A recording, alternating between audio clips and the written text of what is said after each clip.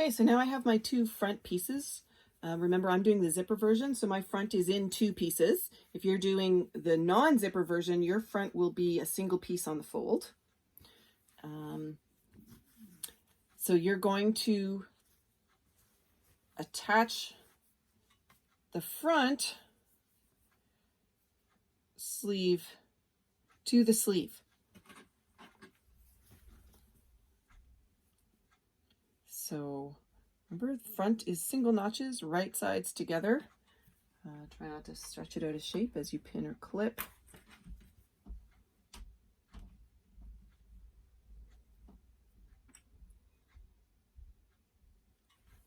Okay.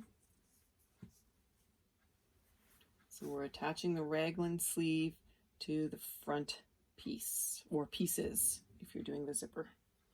1/2 inch seam allowance.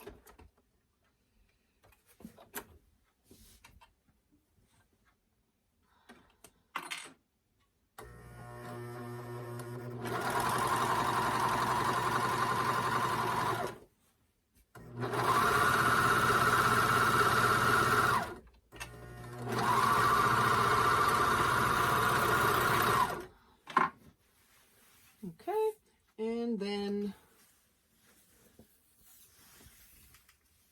my final front piece, which ended up on the floor, is attaching to the front of the sleeve. There are excellent illustrations in the Rad Patterns instructions for the tailor. So to make sure you're taking a glance at their illustrations to make sure you have things going the right way. It's very hard to show it without a whole professional setup here in studio.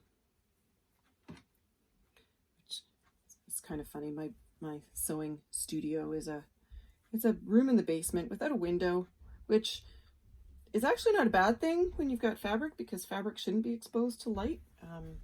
Sunlight, it'll fade, but it gets a little depressing when it's a beautiful day outside to be stuck inside sewing. So I often find that on sunny days I don't do a lot of sewing. All right, so I'm attaching the other front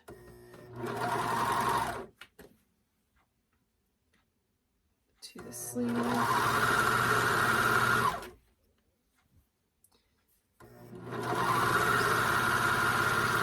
I'm trying to be really well behaved and clip things. To be honest, I rarely use clips or pins. Depending on what I'm doing, of course. But I often don't end up using them. Okay, so we're all attached. Now, there's the inside. Some swim fabrics will press and hold a bit of a press. I find the thicker swim fabrics do not. Fabric Hen's swim fabric is a nice, I love the feel of it. It's got a nice bit of a weight to it. The only downside is it's very springy and does not really hold a press. Test whatever you're using out beforehand. You also don't want to melt it. I find sewing swimwear really doesn't need to hold a press anyway. So what I'm going to do though, because I did do pieced sleeves and did that top cover stitch, I think I'd like to carry that throughout my swim top. So what I'm going to do is on all of my raglan sleeve joining seams, I'm going to go ahead and I'm going to use that. I'm just using a reverse cover stitch on it.